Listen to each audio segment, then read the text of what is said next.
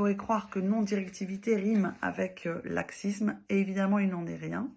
Parce que ce qui permet à l'enfant d'apprendre à réguler son système nerveux, c'est l'alliance d'empathie de la part du thérapeute et d'un cadre protecteur. En gros, on lui transmet le message suivant: tu as le droit de dire tout ce que tu veux ici et je peux tout entendre, ou en tout cas je vais faire le maximum pour vraiment entendre ce que tu as à dire. Par contre, si tu fais des choses qui te mettent en danger ou qui me mettent en danger, j'interviendrai de la façon la plus respectueuse possible, mais pour t'empêcher de le faire. Donc en thérapie par le jeu non directif, il y a 3 temps dans la pose de limite. D'abord, je vais exprimer quelle est la limite. Par exemple, oui, tu as très envie de mettre de la peinture au mur, mais ça, tu ne peux pas faire. Et puis ensuite, il y a la phase 2 qui est l'avertissement.